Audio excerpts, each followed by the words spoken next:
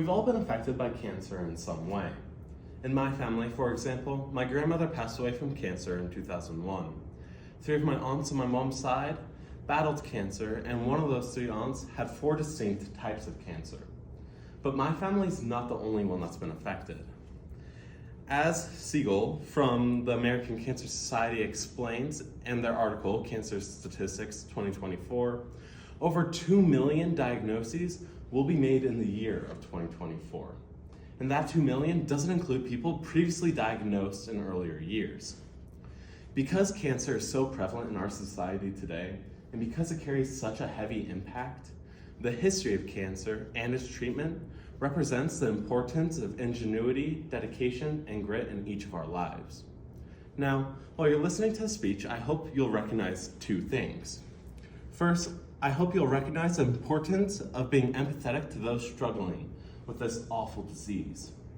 And second, I hope you'll reflect on your own practices to see how you can better prevent yourself from getting this disease.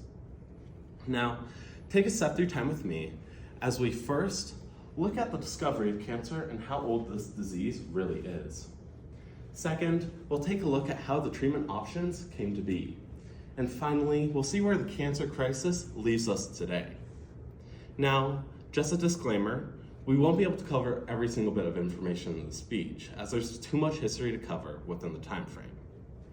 Now, our first step is over 5,000 years ago in ancient Egypt, before any sort of medical technology existed.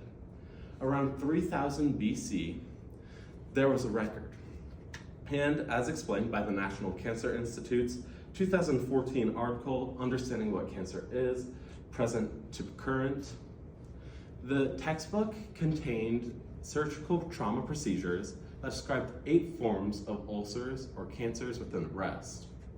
Now, they removed these ulcers with something called a fire drill. It would remove the cancer, but even though the cancer was removed and the wound cauterized, the wound was still, and the disease was still treated as uncurable.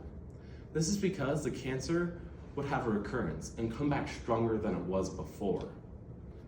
Now, even though the Egyptians have the earliest record of cancer, they're not the ones who got credit for naming it. That belongs to the Greeks. Hippocrates, a famous physician, delegated cancer into 2 distinct categories: ulcer forming and non-ulcer forming. And then he named those categories carcinos and carcinoma. Later on, those 2 terms were translated into the word we know it today, cancer. Now, these ancient people discovering and labeling cancer set the foundation for a next step in time, the discovery of treatment options. While surgeries were attempted in ancient times up to the 1800s, they weren't really effective or that safe. Not until the discovery of anesthesia in 1846. This revolutionized the surgery world, making surgery safer, more efficient, and quicker.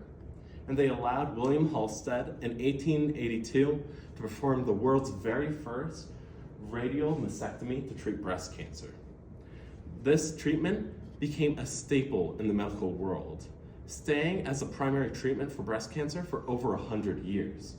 And only a few years after that, in 1899, the very first radiation therapy was used. Swedish scientists Stenbeck and Sojourn recorded their interactions with a cancerous patient. This patient was treated with X-ray therapy, a revolutionary technology at the time. But there's one major problem with these treatments. They had to wait until a cancerous tumor had already formed before treating them.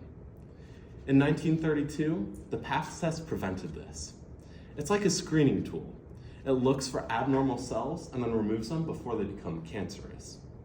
This breathtaking technology busted its way into the world, creating a revolutionary time, and it allowed for Charles Huggins to create something called hormone therapy. This therapy, primarily used to treat prostate cancer, often was used to either add hormones or subtract hormones to suppress a tumor that's already been formed. But after thousands and thousands of years of knowing about cancer, something revolutionary happened in 1953. The very first human tumor had been completely cured by cancer, paving the way into the world we see today. And so join me in our final step as we look at what the cancer crisis looks like today. As there's more cancer than ever because of increasing age, there also happens to be the most amount of treatment options available. We are at the epitome of cancer treatment. Cancer treatments, which are time-tested, effective, and efficient, have become safer and less invasive. For example, take the radial breast treatment we took earlier. Now we can do it with smaller incisions and with greater accuracy. And furthermore, these treatment options are becoming more available worldwide. We have created a system where we can help anyone who has cancer. Yes, it's still developing and it has its issues, but we are on our way towards progression. And that's not even the biggest step of faith we've taken. We are able to help have predictors to see who is more vulnerable to cancer. With this, we can create personalized treatment plans for those who are afflicted. Now that we're back where we started, let's take a look at through what we've learned. Years and years ago, cancer was seen as an untreatable and unforgivable illness. But through grit, motivation, and hard work, we've been able to fight this disease. And finally, after the innovations and building off of innovations of others, we are on our way to beating it. So the story of cancer and the history of cancer treatments represents how one idea can change an entire world for centuries to come. Thank you.